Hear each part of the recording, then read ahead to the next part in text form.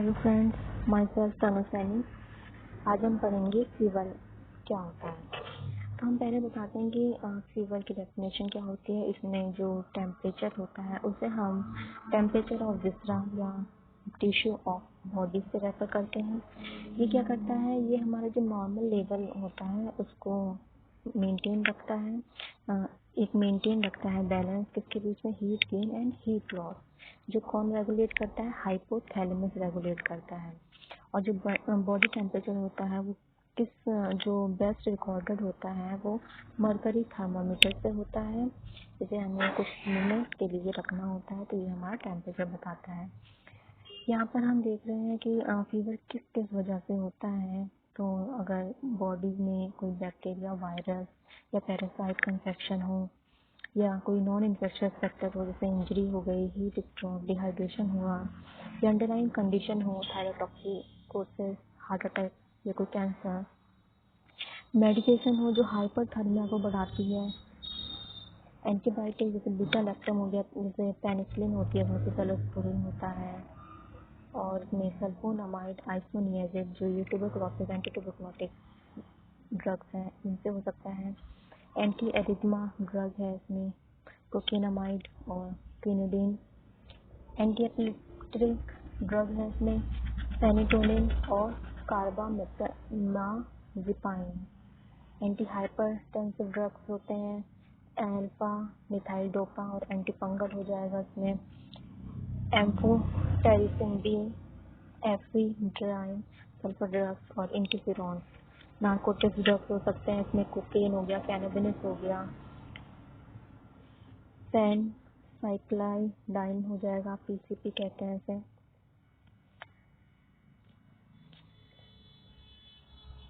यहाँ पर देखिए ये टेम्परेचर है, यहाँ पर हमने बता रखा है कि ये डिग्री सेल्सियस और डिग्री फ़ारेनहाइट में होता है। जब हम डिग्री सेल्सियस का मेजरमेंट करते हैं तो इसमें जो गैप होता है वो 10 डिजिट का होता है, तो इसमें हमें 0.1 करके चलना होता है।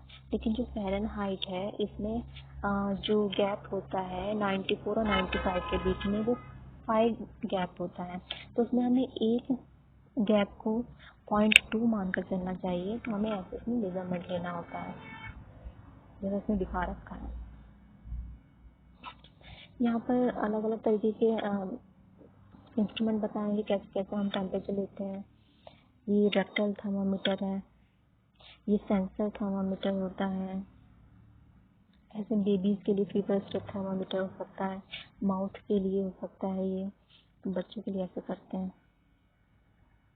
यहाँ ईयर थर्मामीटर दे रखा है, ये जो wall through door type infrared thermometer होता है।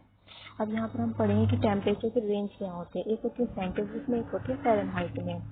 तो हम पहले देखेंगे कि हाइपोथर्मिया क्या होता है। पहले हम नॉर्मल देखते हैं। नॉर्मल जो होता है फ़ारेनहाइट में 97.7 से 99.5 तक नॉर्मल होता है, और सेल्सियस में 36.5 से 37.5 तक नॉर्मल होता है। अगर 97.7 से कम होगा तो वो सब नॉर्मल होगा फ़ारेनहाइट में, और 36.5 से कम होगा तो वो सब नॉर्मल होगा।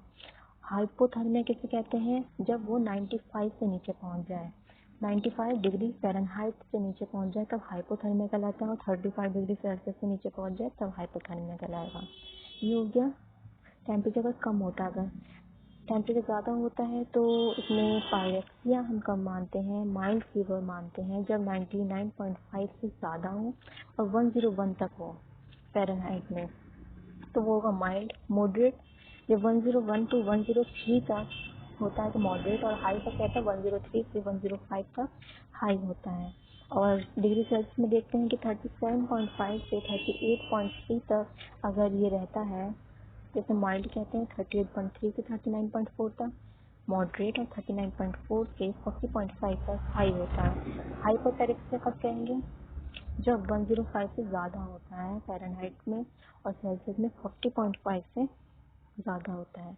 एवरेज ओरल टेम्परेचर हम मानते हैं 37 डिग्री सेल्सियस और 98.6 डिग्री फ़ारेनहाइट। अगर सेंटीग्रेड और फ़ारेनहाइट स्केल को आपको कन्वर्ट करना है तो यहाँ पे फॉर्मूला दे रखा है। सेंटीग्रेड को फ़ारेनहाइट में कन्वर्ट करते हैं तो degree celsius into 9/5 + 32 is equals to हमारा फ़ारेनहाइट में आ जाएगा। फ़ारेनहाइट को सेंटीग्रेड में करना है तो 32 इंटू 5/9 इजिकल टू सेल्सियस में आ जाएगा। माइनस है ये, फ़ारेनहाइट को माइनस में कर दोगे 32 तो हमारा ये हो जाएगा। यहाँ एक टेम्परेचर चार्ट बता रखा है कैसे कैसे राइज होता है, तो हमें इससे पता चलता है कि कौन सा पैटर्न है हमारा।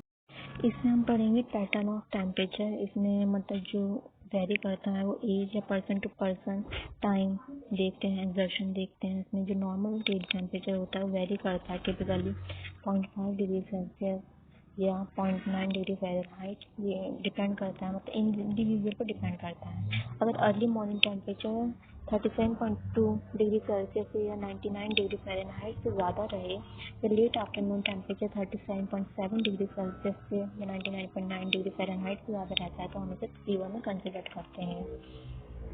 जो टेम्परेचर होता है वो वेरियस पैटर्न शो करता है। ये हम 3 टाइप का मानते हैं। इसमें अगर पहला है कंटिन्यूस या सस्टेन फीवर कहते हैं। इसमें कंटिन्यूसली बढ़ा रहता है टेम्परेचर, इसमें थोड़ा सा ही वेरिएशन होता है, वो हम आगे देखेंगे।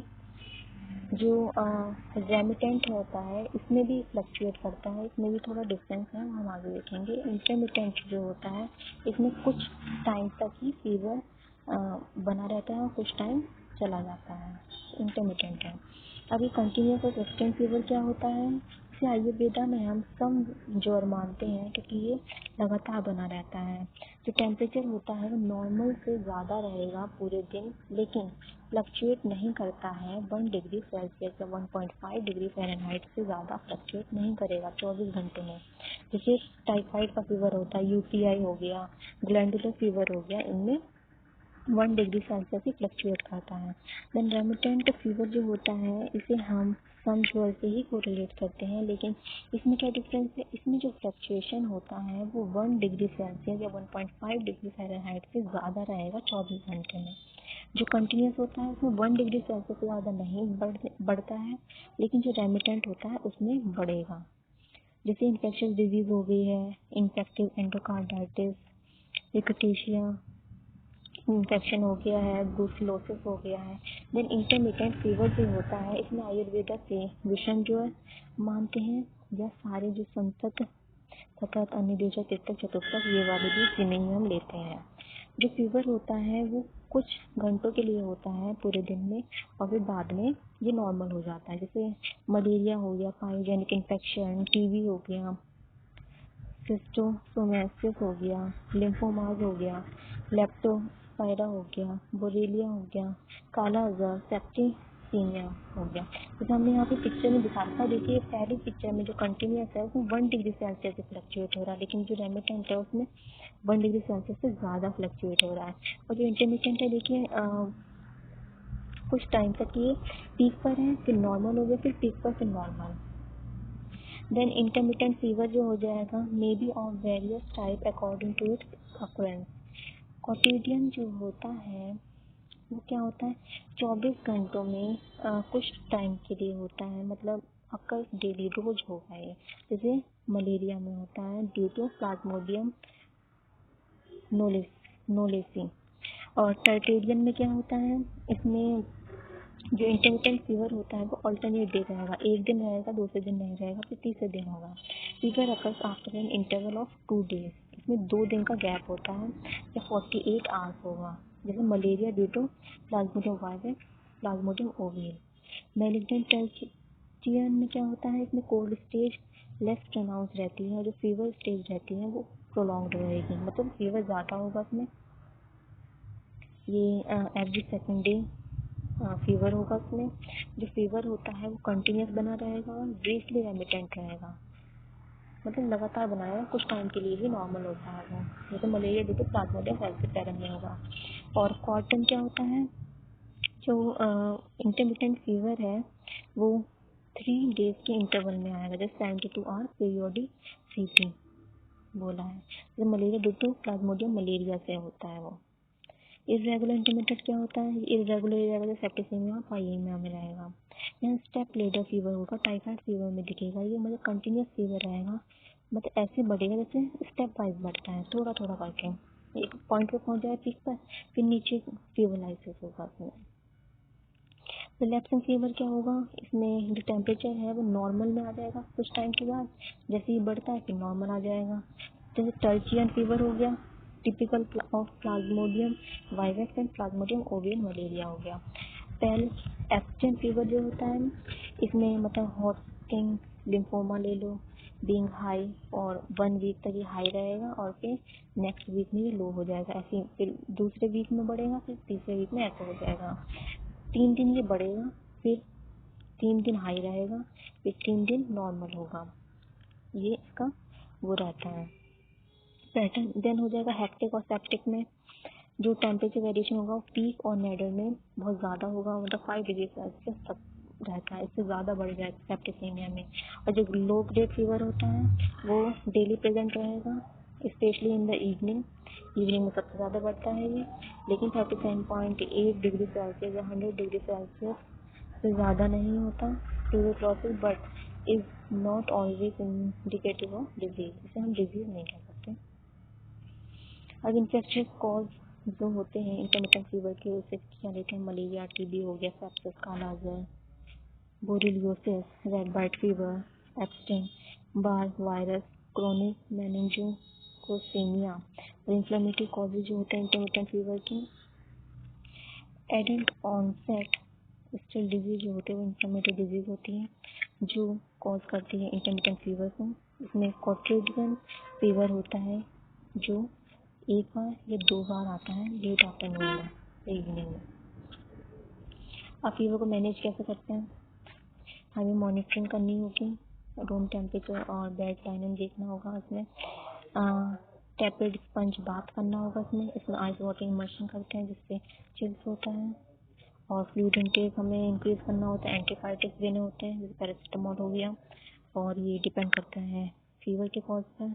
डायज़ेपम देते हैं हम, क्लोरोप्रोमाइड देते हैं जिससे जो शिफ्टिंग होती है वो हो जाती है, बंद हो जाती है। फिर पैरासिटामोल हो जाएगा, इसमें हम देखो अगर एडल्ट और एडोलेसेंट है तो 13 ईयर या उससे ज़्यादा होना चाहिए, वो 50 kg से ज़्यादा वेट होना चाहिए। अगर 650 mg ले रहे हैं तो 4 घंटे में रिपीट कर दो, 1000 mg है तो 6 घंटे में रिपीट कर दो। मैक्सिमम सिंगल डोज 1000 mg दे सकते हैं और 24 घंटे में 4000 mg दे सकते हैं। अगर 50 kg से ज़्यादा वेट है तो उसकी 150 kg से कम है तो 12.5 mg पर kg के हिसाब से हमें 4 घंटे में देना है, 15 mg पर kg के हिसाब से 6 घंटे में, और 15 mg पर kg के हिसाब से हमें 750 mg तक मैक्सिमम डोज है। 24 घंटे में कितनी 75 mg पर kg देना है हमें, मतलब 3750 mg तक ही हमें देनी है इसमें, बच्चे को है ना ये। फिर इसमें एनसेड जो non steroidal anti inflammatory drugs होते हैं, केडी त्रिपाठी का ये क्लासिफिकेशन है। इसमें नॉन सिलेक्टिव कॉक्स इनहिबिटर होता है, और एक प्रिफरेंशियल कॉक्स-2 इनहिबिटर होता है, सिलेक्टिव कॉक्स-2 इनहिबिटर होता है, analgesic antibiotic with poor anti inflammatory action होता है। जो कॉक्स इनहिबिटर होता है इसमें सैलिसाइलेट, एस्पिरिन एग्जाम्पल है, एसिटिक एसिड डेरिवेटिव का, इंडोमिथाइसिन हो गया, नेविमिथेनोन हो गया। पाइरिजोलोन डेरिवेटिव जो होता है ऑक्सीपेनबुटाजोन हो जाएगा, प्रोपियोनिक एसिड डेरिवेटिव जो होता है इबुप्रोफेन हो जाएगा, है ना, नेप्रोक्सेन, फेनामेट जो होता है मेफेनमिक एसिड हो जाएगा, इनोटिक एसिड जो होता है इसमें टेनॉक्सिकैन ले सकते हैं। ऑक्स-2 इनहिबिटर में निमोसिलाइड, डिक्लोफेनेक ये सब हो जाएंगे, aceclofenac.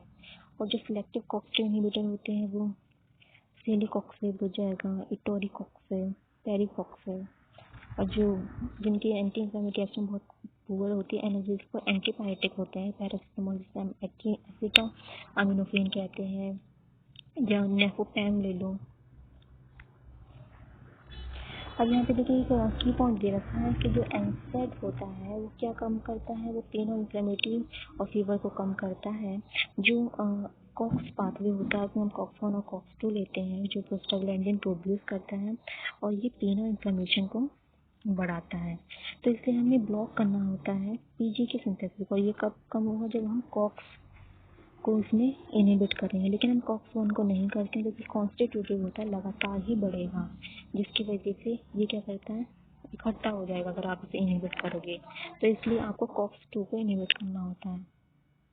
Thank you for viewing my